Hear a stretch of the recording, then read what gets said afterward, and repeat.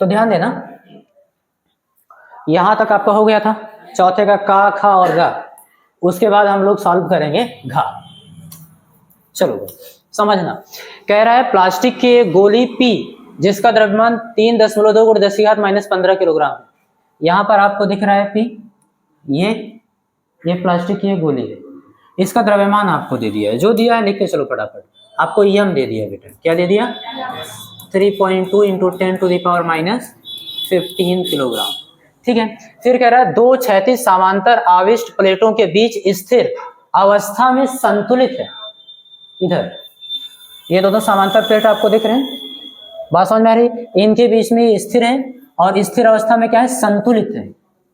इसमें दिखा भी रहा है दो बल लगेंगे, एक तो गुरुत्वीय बल लगेगा क्योंकि इसका द्रव्यमान है mg, बात समझ में आ रही है? ठीक है, अब देखो इस पर एक बल लग रहा है वैद्युत बल Q × E, क्योंकि आप सभी जानते हो ना E = कितना होता है F/Q।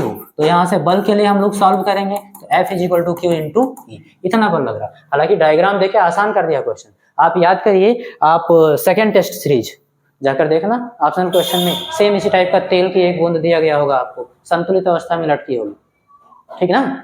तो उसी टाइप का है, कोई बात नहीं, दे दिया संतुलित है। संतुलित तभी हो सकता है जब वैद्युत बल गुरुत्वाकर्षण बल के बराबर हो, यानी ये जो प्लास्टिक की गोली है ना ऊपर जाएगी ना नीचे जाएगी, जब ये दोनों बल बराबर होगा। तो संतुलित कहने का मतलब एक चीज आपको दे दिया कि जो Q × E है यानी वैद्युत बल, वो किसके बराबर बेटा? गुरुत्वाकर्षण बल या गुरुत्वीय बल के बराबर। इसको आप फर्स्ट बनाओ, ये आपको दे दिया गया है, अभी काम रहेगा इसका। फिर कह रहा है गोली पर कितने इलेक्ट्रॉन सामान्य से कम या अधिक होंगे? कम या, भाई पहले से ही दिख रहा है कि कम होंगे, कुछ सोचने की जरूरत नहीं। क्यों?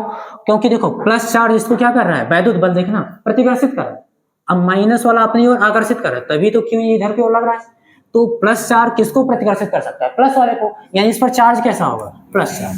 और अगर प्लस चार्ज है तो आप सभी जानते हो इलेक्ट्रॉन बाहर गया होगा, इससे प्लास्टिक की गोली से इलेक्ट्रॉन बाहर गया होगा, बात समझ में आ रही है? तो इलेक्ट्रॉनों की कमी ही तो है, तो ये तो पहले ही पता चल गया कि इलेक्ट्रॉनों की कमी होगी। कितने इलेक्ट्रॉनों की कमी होगी वो हम लोग देख ले रहे हैं, ठीक है। तो यन आपसे पूछ रहा है, क्या पूछ रहा है बेटा? और जी आपको दे दिया है, जी की वैल्यू कितनी है? 10 मीटर/सेकंड स्क्वायर। एक चीज और दिया, प्लेटों के बीच का विभवांतर 1000 वोल्ट। कितना दिया? 1000 वोल्ट। और प्लेटों के बीच की दूरी डी, ध्यान देना 2 सेंटीमीटर है, मीटर में चेंज करेंगे, 2 × 10⁻⁻2 मीटर। यहां तक बात क्लियर हो गई। बस आप ही क्वेश्चन फर्स्ट करो और सॉल्व करो आंसर। आप लिखना क्या? फ्रॉम इक्वेशन फर्स्ट, जो कि आपको दे दिया है। थोड़ा और ठीक से भी आप लिख सकते हो, Q × E क्या लिखोगे बेटा? बराबर किसके होगा? M × G के। अच्छा, अब आप पहले से एक चीज जानते हो, क्या?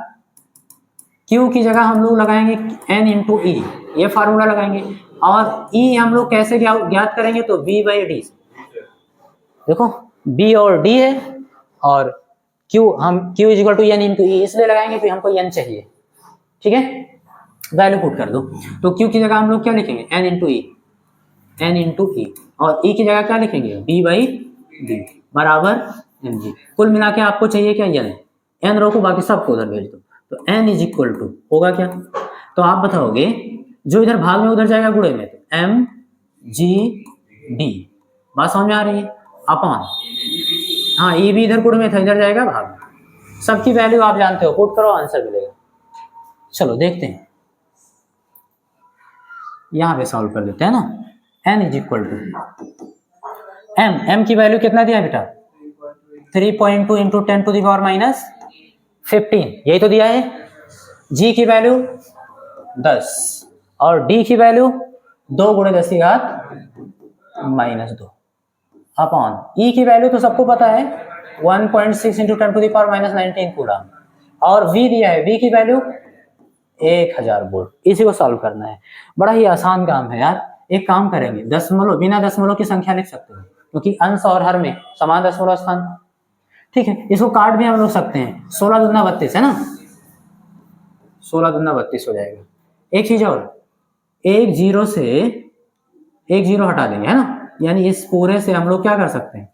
इसका एक जीरो हटा सकते हैं। ये बात समझ में आ रही है? अच्छा कलर कर दे, नहीं तो आप बाद में कैसे जान पाओगे, ठीक है।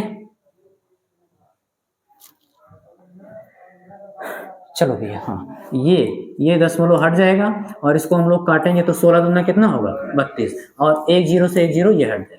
यहाँ तक बात एकदम क्लियर है, कोई डाउट? अब इसको सॉल्व कर लो, कैसे करेंगे? तो 2 दूनी गुणे 10 की घात को सॉल्व करना, -15 और -2, ठीक है। और तो कुछ अंशों में बचा नहीं, हर में चले आओ। 10 की घात -19 ऊपर जाएगा +19, 100 का मतलब 10 की घात 2 प्लस में ऊपर जाएगा। चलो इसी को सॉल्व करते हैं, तो 4 गुणे 10 की घात, ध्यान देना बेटा, 15 2 17 2 19, -19 और +19, बिल्कुल सही। 10 की घात कितना आएगा बेटा 0, और किसी भी संख्या की पावर 0 तो उसका मान कितना होता है 1, तो 4 1 कम 4 था क्या इलेक्ट्रॉन, तो इतने इलेक्ट्रॉन। अच्छा कम होंगे कि ज्यादा, तो प्लस चार्ज है ना प्लास्टिक की, क्या नाम है इसका, गोला था जो भी था, प्लास्टिक की गोली थी, इस पर प्लस चार्ज है। प्लस चार्ज तभी होंगे जब इलेक्ट्रॉन ये बाहर गया होगा, इतना इलेक्ट्रॉन कम होगा। बात समझ में आ रही? तो इतने इलेक्ट्रॉन की क्या है बेटा कमी। समझ में आया कि नहीं? कोई डाउट? आंसर चेक करते रहना, ठीक है, ओके। अब देखना कितना आ रहा है,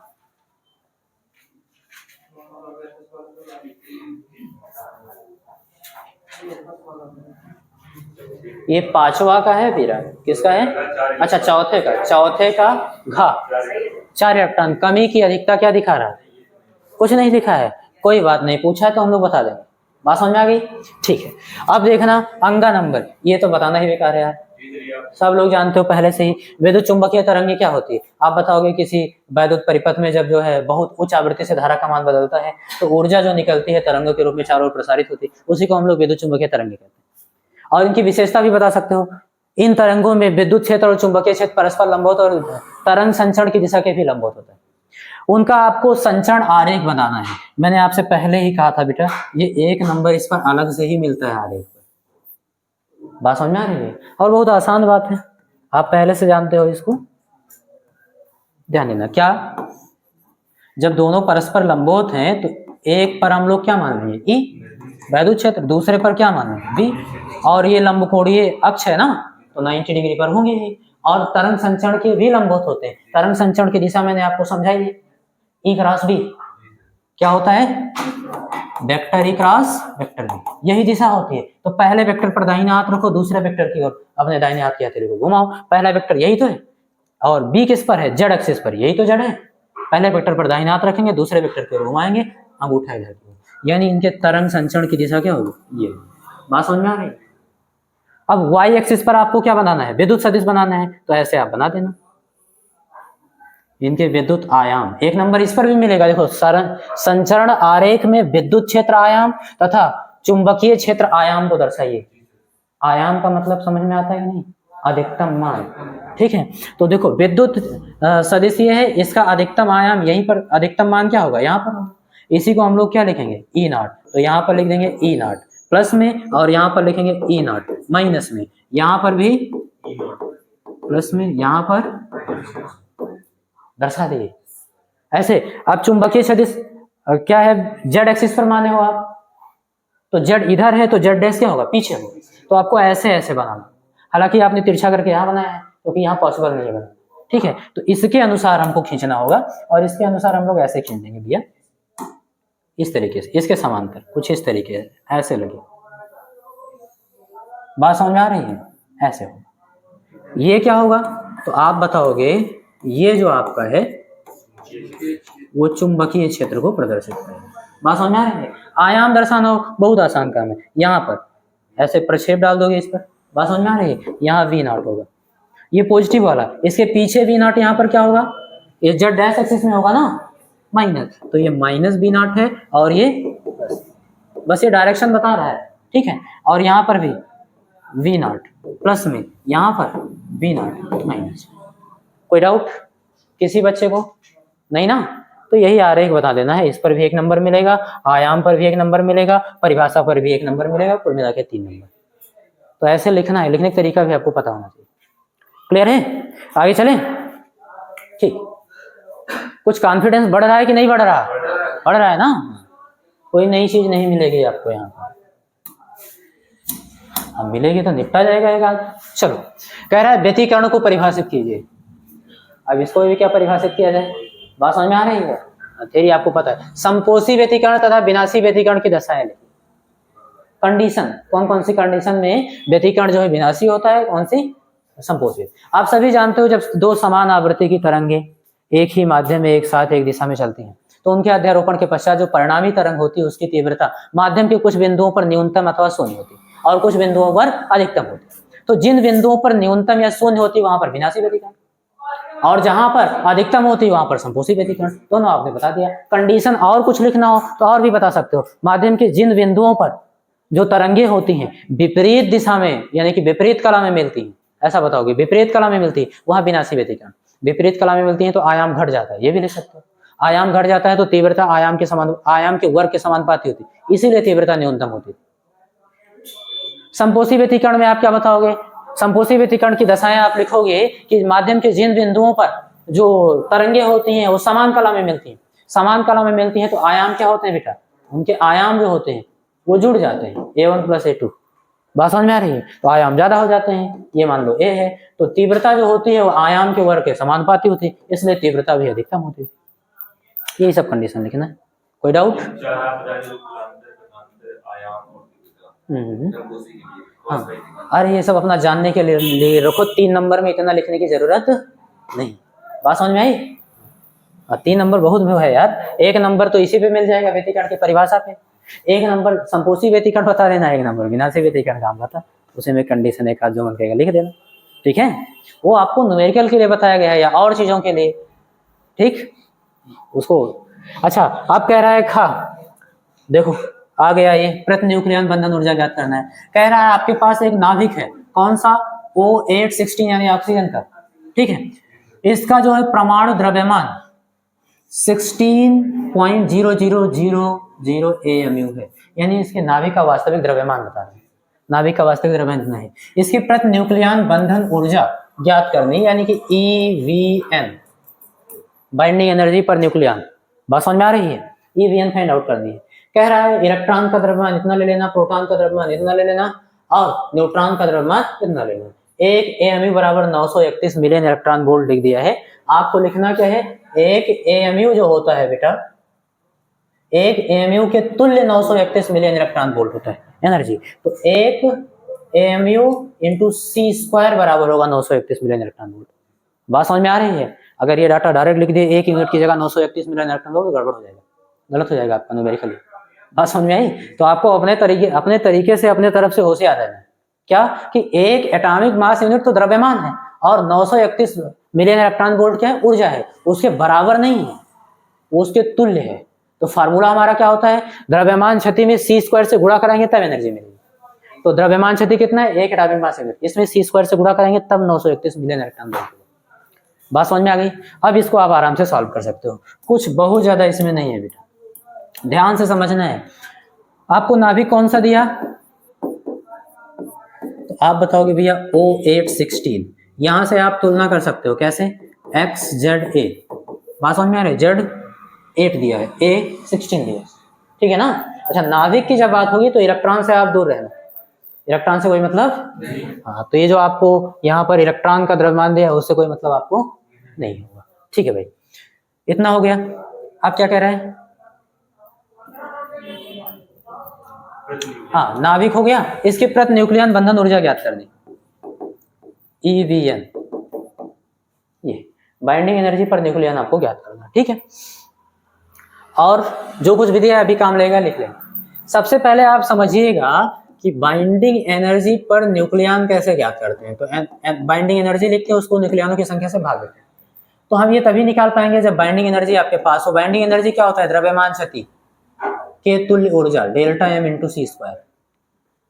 और इसके लिए आपको क्या निकालना होगा, द्रव्यमान क्षति। तो सबसे पहला उद्देश्य आपका क्या होना चाहिए, द्रव्यमान क्षति फाइंड आउट करना, उसको हम लोग फाइंड आउट करते हैं। तो द्रव्यमान क्षति डेल्टा M इक्वल टू होता क्या है भैया, न्यूक्लियनों का द्रव्यमान और माइनस नाभिक का वास्तविक द्रव्यमान, ठीक है ना। कोई डाउट है, बोलो, ठीक है। तो नाभिक का देखो, न्यूक्लियनों का द्रव्यमान क्या होगा, आप सभी जानते हो भैया, एक प्रोटॉन का द्रव्यमान MP।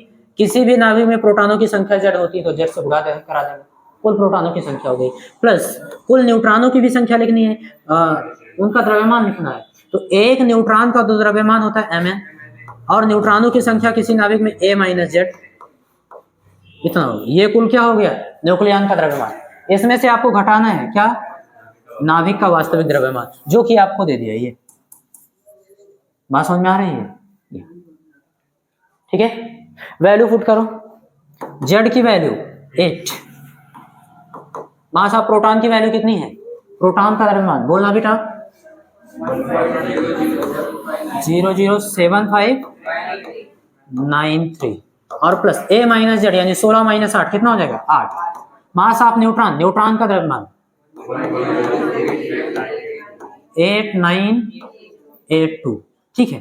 और ये हो गया न्यूक्लियनों का। इसमें से घटाना है बेटा नाभिक का वास्तविक द्रव्यमान कितना,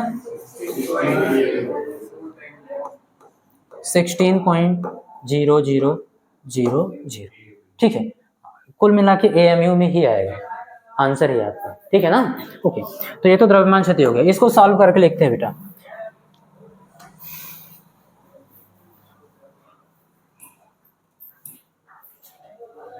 चलो कितना है बोलना, 8 गुड़े 1.007593, ये हो गया। और इसको हम लोग को जोड़ के रखना है किसमें, 8 इंटू 1.008982, ये कुल मिला के कितना हो गया बेटा न्यूक्लियनों का द्रव्यमान। इसमें से घटाना है क्या, नाभिक का वास्तविक द्रव्यमान 16, कितना आया 0.1326। अच्छा किसमें, यूनिट, AMU को लिखो या फिर यूनिट लिख सकते हो, है ना, एटॉमिक मास यूनिट में आएगा द्रव्यमान, ठीक है भाई। इतना हो गया, ये बात तो समझ में आ रही है। हमको एनर्जी बाइंडिंग निकालनी है, वो binding energy EV equal to कितना होता है, द्रव्यमान क्षति के तुल्य ऊर्जा। अच्छा तो डेल्टा M को हम लोग c² से गुणा करेंगे, यही ऊर्जा है। अगर हम नाभिक को दें तो सारे न्यूक्लियन क्या होंगे, अनंत दूरी तक अलग अलग हो जाएंगे, ठीक है। ठीक, चलो वैल्यू पुट करते हैं बेटा। तो ध्यान देना डेल्टा M की वैल्यू कितनी है, 0.1326 यूनिट और इंटू c²। आप सभी जानते हो एक यूनिट इंटू c² बराबर कितना होता है, 931 मिलियन इलेक्ट्रॉन वोल्ट। तो जहां पर यूनिट इंटू c² लिखा है वहां पे हम लोग क्या लिख देंगे, 0.1326 गुणे 931 मिलियन इलेक्ट्रॉन वोल्ट, ठीक है बेटा। इसका इसमें गुणा करा देंगे, कितना है, इसमें गुणा कराओ 931, कितना आ रहा है 123.4506, इतना million electron volt binding energy. अच्छा याद ये रखना, जो हम लोग 931 मिलियन इलेक्ट्रॉन वोल्ट लिखते हैं ये अप्रोक्सीमेट होता है, ठीक है। चलो अब देखना, हमसे बाइंडिंग एनर्जी नहीं पूछा गया था, बात समझ में आ रही है। हमसे पूछा गया था प्रति न्यूक्लियन बंधन ऊर्जा बताओ, तो बंधन ऊर्जा को न्यूक्लियनों की संख्या से भाग कर देंगे। ध्यान देना, जो बाइंडिंग एनर्जी पर न्यूक्लियन होगा वो EV को हम लोग भाग कर देंगे A से, न्यूक्लियनों की संख्या से। तो EV तो इतना है जितना लिखा हुआ है, इसको भाग किससे करना है, A 16, क्या बेटा,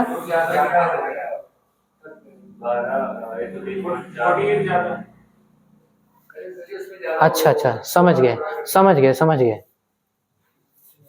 चलो फिर से लिख रहे हैं, कितना है 123.4506, इसको हम लोग भाग कर देंगे किससे, न्यूक्लियनों की संख्या कितनी है 16, कितना है 7.715 का मतलब 2 कर सकते हो बस, है ना, इतना मिलियन इलेक्ट्रॉन वोल्ट। ये आपका आंसर है, आंसर चेक करना बेटा।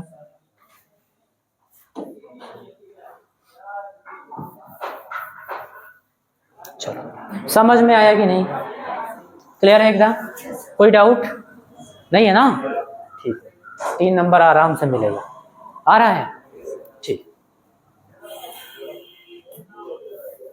चलो बेटा अगला क्या कह रहा है, 2 समांतर धारावाही चालकों के बीच लगने वाले बल की प्रकृति ज्ञात कीजिए जब चालकों में धारा की दिशा समान है और जब चालकों में धारा की दिशा विपरीत है तो बड़ा आसान पूछ लिया 3 नंबर में। प्रकृति का मतलब नेचर, आकर्षण है कि प्रतिकर्षण?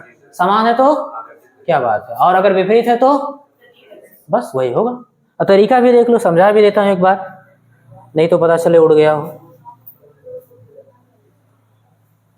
देखो भैया, दो समांतर धारावाही चालक तार है, एक ये हो गया एक ये हो गया। इसमें धारा की डायरेक्शन क्या है बेटा? I1 और दोनों ही एक दिशा में है। पहला कंडीशन, अगर एक दिशा में है तो क्या होगा? आकर्षण बल लगेगा। अभी मैं दिखाता हूं कैसे, एक बता रहा हूं, दूसरा ऐसे डायरेक्ट समझाऊंगा, ठीक है? ध्यान देना।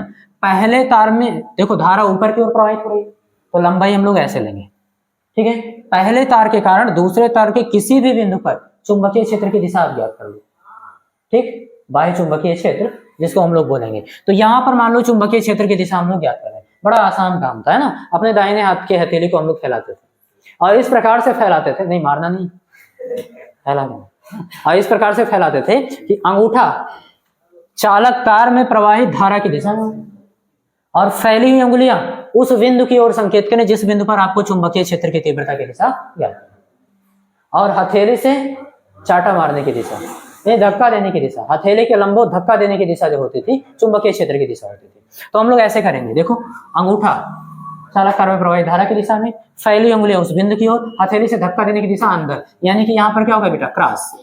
तीर अंदर की ओर जा रहा है ना, तो क्रॉस। ये हो गया। ये है क्या? पहले चालक तार के कारण यहाँ पर चुंबकीय क्षेत्र की डायरेक्शन यानी B1।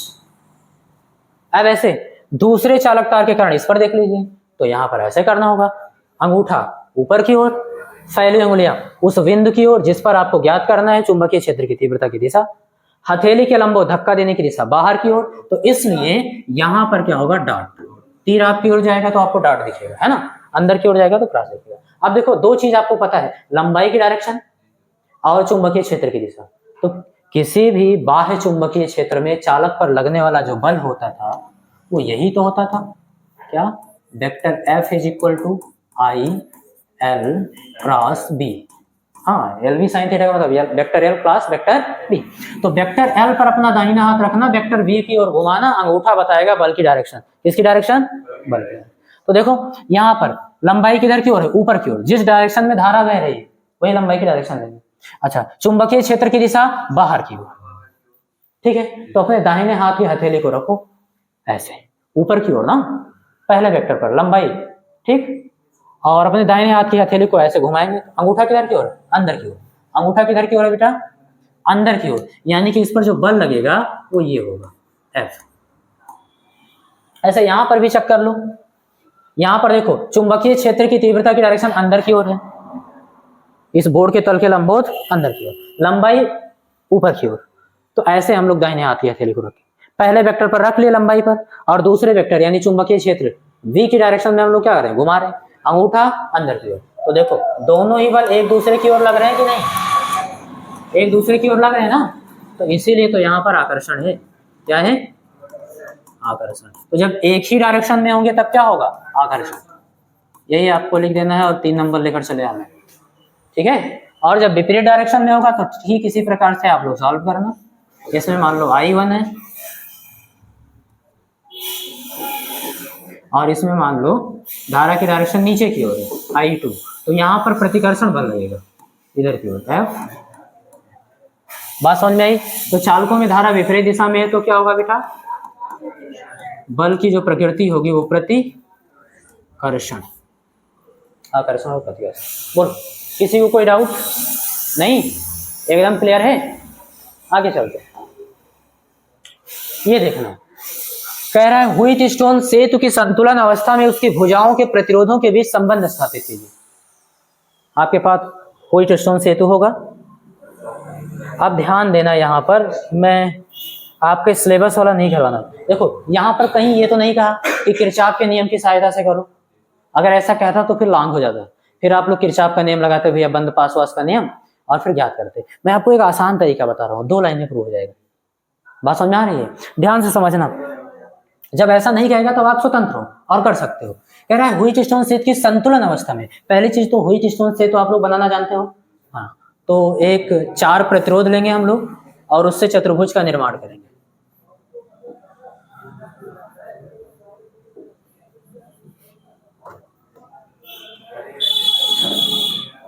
ये बात समझ में आ रही है? ठीक है भैया, ध्यान से समझना। यहाँ पर मान लो आपने प्लस जोड़ दिया और इधर माइनस जोड़, ये प्लस है और ये माइनस। इन प्रतिरोधों का नाम आप कुछ भी दे दो, पी क्यू आर एस शायद देते थे, है ना? ऐसे कर देंगे। इनका नाम दे दो भैया ए बी सी डी। अब कह रहा है ये संतुलित है, सेतु क्या है? और अगर ऐसा है तो इसमें जो गैल्वेनोमीटर होगा इसमें कोई विक्षेप नहीं होगा, क्योंकि इसमें प्रवाहित जो धारा होगी आई जी उसमें जीरो, कोई धारा प्रवाहित, यही तो कह रहा है। ठीक है, अब धारा देखना, यहां से प्रवाहित होगा प्लस से ऐसे, मान लो धारा का मान कितना है आई। यहाँ पर प्रॉब्लम हो जाएगी, दो रास्ते हैं तो कुछ धारा इसमें जाएगी, मान लेना I1, और कुछ धारा इसमें जाएगी, मान लेना I2। कोई डाउट? अब आप कह रहे हो सर ये धारा I1 जा रहा है, इसमें तो कोई धारा प्रवाहित नहीं हो रहा है, जीरो धारा, इसका मतलब जो धारा इसमें जा रहा है वही धारा उसमें जाएगा, तो यहाँ भी कितना होगा I1। बात ठीक है, बात समझ में आ रही है? ऐसे यहाँ भी I2 धारा जा रही है, अब इसमें तो कोई धारा है ही नहीं, प्रवाहित नहीं है, इसका मतलब जो धारा R में था वही धारा S में होगा, कितना I2। कोई डाउट? अब एक चीज बहुत ध्यान से समझना, ऐसा क्या हो गया, कैसे संतुलित हो गया कि धारा गैल्वेनोमीटर में पास ही नहीं हो रही, इसमें धारा जा ही नहीं रही, ऐसा कैसे हो सकता है? कोई एक लॉजिक जोड़ो, क्यों हुआ होगा? तो हम सभी जानते हैं जो विद्युत धारा होती है वो हमेशा हाई पोटेंशियल से लो पोटेंशियल, क्योंकि विभव को यानी विभवांतर को या फिर विभव को हम लोग क्या मानते हैं? विद्युत का तल कहते हैं। विभव को हम लोग क्या कहते हैं? विद्युत का तल कहते हैं। तो हाई ऊंचे तल से नीचे तल की ओर धारा बहनी चाहिए, बात समझ में आ रही है? तो धारा नहीं बहने का यही एक लॉजिक है बेटा कि बिंदु बी पर विभव का मान और बिंदु डी पर विभव का मान बराबर है, यानी जो विभव यहाँ पर वो विभव यहाँ पर। मैं आपको एग्जाम्पल लेकर समझा रहा हूँ, हालांकि एग्जाम में आपको एग्जाम्पल लिखने की जरूरत नहीं है।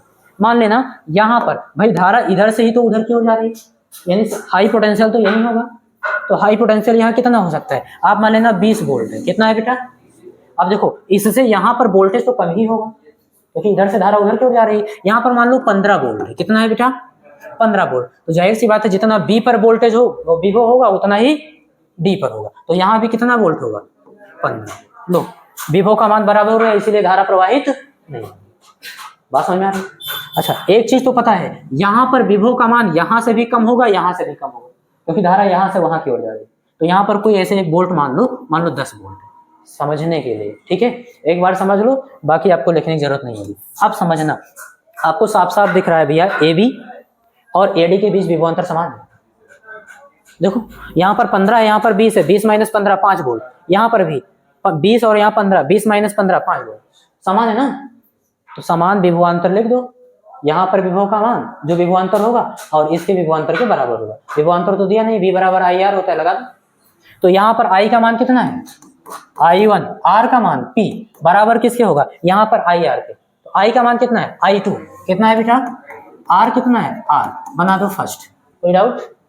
यहाँ पर देखना, अब यहाँ पर 15 वोल्ट, यहाँ पर 10 वोल्ट, इनके बीच विभवांतर 5 वोल्ट, 15 माइनस 10, यहाँ पर भी तो उतना ही है, 15 माइनस 10 5 वोल्ट।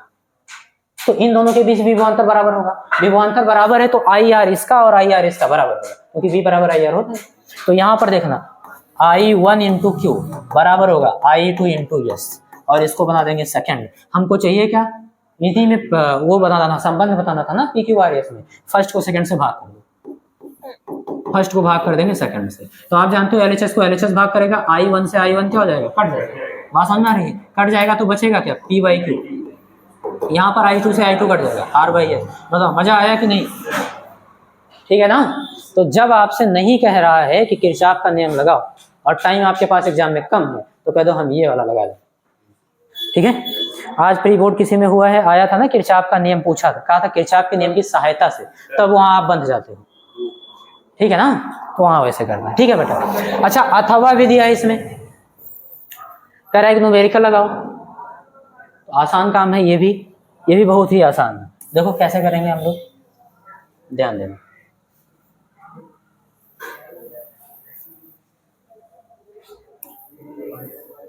इसको इधर कर दें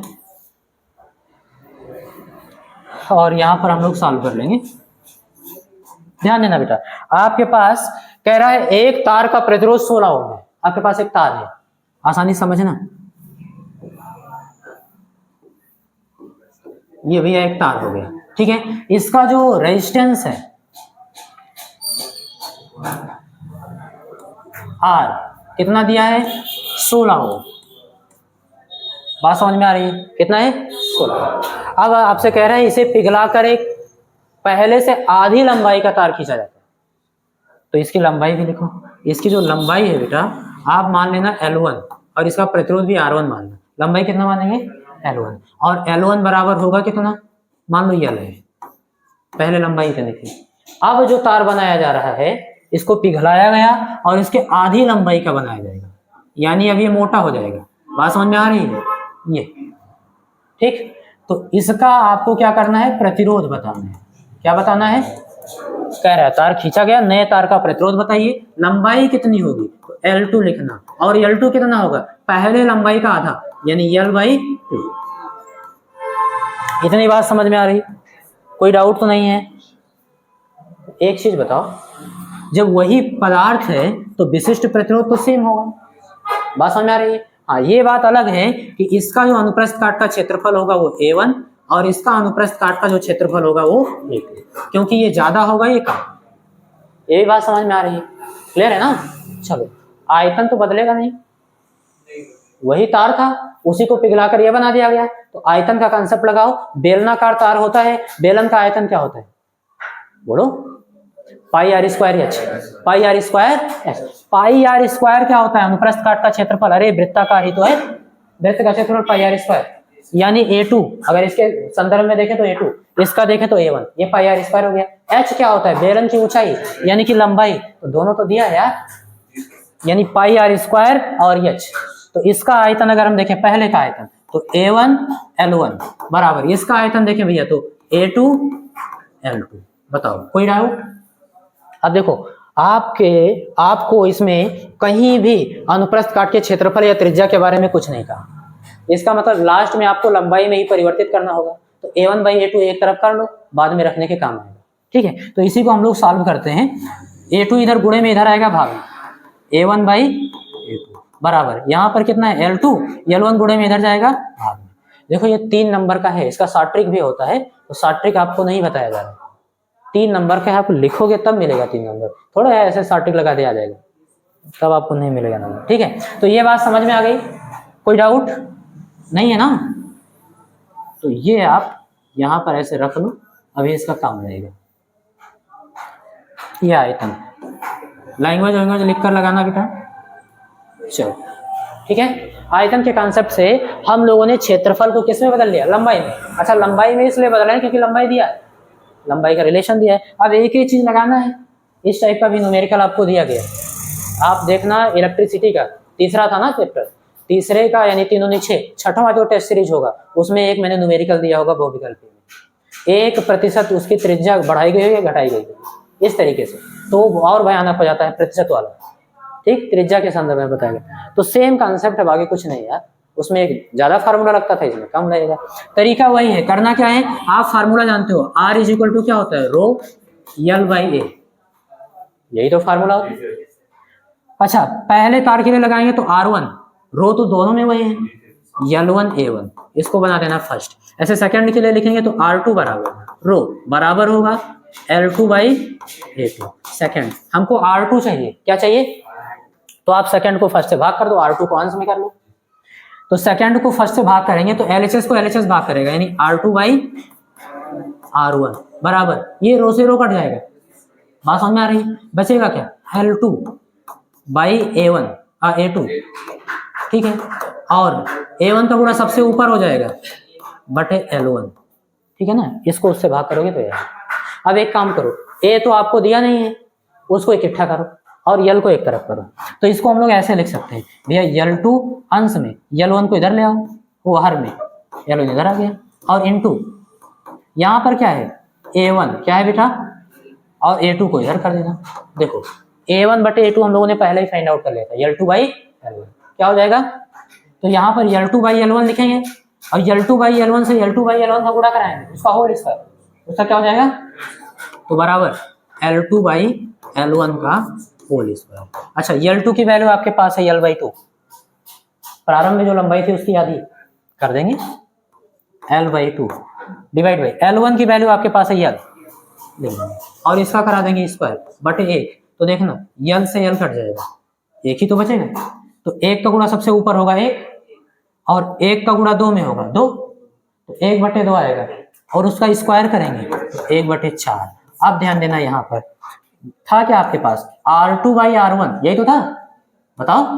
तो R2 अगर हम रोके R1 इधर भाग में उधर जाएगा उड़ेगा, तो 1/4 पहले से था इंटू R1 की वैल्यू है 16, R1 की वैल्यू कितनी है 16, बस 4 एकम 4, 4 चौको 16, तो R2 कितना आ गया बेटा 4 ओम। कोई डाउट? एकदम क्लियर है, समझ में तो आ रहा है ना, ऐसे ही करना है आपको, ठीक है, ओके। ये तो फर्जी पूछ रहा है ना, कह रहा है किसी समांतर प्लेट संधारित्र की धारिता के लिए व्यंजक प्राप्त कीजिए और इसकी धारिता कैसे बढ़ाएंगे, तो 2 लाइन का है आपके लिए। कोई समांतर प्लेट संधारित्र है, ये समझना, ये हो गया। इनके प्लेटों के बीच की दूरी किससे लिखते हो, d से। इनके बीच विभवांतर कितना होगा, b से। कब होगा, जब इनको चार्ज करोगे, इसको प्लस से इसको माइनस से जोड़ो, बात समझ में आ रही है। हाँ, तो यहाँ पर प्लस चार्ज और यहाँ पर माइनस, यही तो होगा। अब एक चीज तो हम पहले से जानते हैं, गॉस का नियम का जो हम लोग अनुप्रयोग कर रहे थे वहां हमको पता चला था 2 प्लेट है, दोनों पर समान आवेश है, एक पर प्लस है एक पर माइनस है, तो उनके प्लेटों के बीच जो वैद्युत क्षेत्र की तीव्रता होगी E, जो E होगा बेटा वो आप पहले से जानते हो सिग्मा अपान एप्सिलॉन नॉट, और सिग्मा की जगह क्यू अपान ए, सिग्मा क्या है पृष्ठीय आवेश घनत्व क्यू बाई ए, तो यहाँ पर वैल्यू पुट करेंगे तो हम लोग लिख सकते हैं क्यू अपान एप्सिलॉन नॉट। कोई डाउट तो नहीं है? तो E की जगह भी हम लोग लिख सकते हैं क्या, B बाई डी, प्लेटों के बीच विभवांतर बटे उनके बीच की दूरी, तो E बराबर B बाई डी। कहां से लिखा गया E बराबर B बाई डी, बोलो आप बताओ। की तीव्रता में संबंध, विभव प्रवणता और वैद्युत क्षेत्र की तीव्रता में, ठीक है भाई, अरे मैं पढ़ा रहा हूँ तो आप लोगों को भी समझना चाहिए। E की value B by D is equal to कितना है, Q by epsilon naught A. अब देखो हमको चाहिए क्या, कह रहा है धारिता बताओ, क्या बताओ, अब धारिता C, इसका बेसिक कॉन्सेप्ट क्या होता है Q बाई V, और हमको मिला क्या है यहाँ पर B बाई डी। एक काम करो Q को इधर ले और D को उधर भेज दो, तो अगले स्टेप में B बाई Q और D को हम लोग उधर भेज देंगे, D by epsilon naught A, विलोमानुपात कर देंगे, तो Q बाई V मिल जाएगा, नहीं Q by V epsilon naught A by D. अब Q बाई V की जगह क्या लिख देंगे, C, क्या लिख देंगे, बस यही तो प्रूफ है। बात समझ में आ रही ना? अब देखो आप सभी जानते हो, आपसे कहा है किस प्रकार बढ़ाई जा सकती है, तो देखो अगर हम D का मान घटाएं यानी प्लेटों के बीच की दूरी कम करें तो धारिता क्या होगी, पहला पॉइंट। दूसरा पॉइंट, अगर हम क्षेत्रफल बढ़ाएं तो C का मान बढ़ेगा, दूसरा पॉइंट। तीसरा पॉइंट, अगर इनके बीच कोई डाइलेक्ट्रिक मटेरियल भर दिया जाए जिसका परावैद्युतांक K हो तो यहाँ पर क्या हो जाएगा, K एप्सिलॉन नॉट ए, क्या हो जाएगा, उतना गुना बढ़ जाएगा। तो आप बताओगे जिसका परावैद्युतांक अधिक हो, जिसका परावैद्युतांक, वो वाला डाइलेक्ट्रिक मटेरियल यानी कि परावैद्युत पदार्थ हम लोग क्या करेंगे, प्लेटों के बीच में भर देंगे, तो भर देंगे तो उतना गुना अधिक हो जाएगा। तीसरा पॉइंट, बस इससे ज्यादा क्या चाहिए यार, 3 ही नंबर का था। बात समझ में आ रही है? कोई डाउट नहीं ना?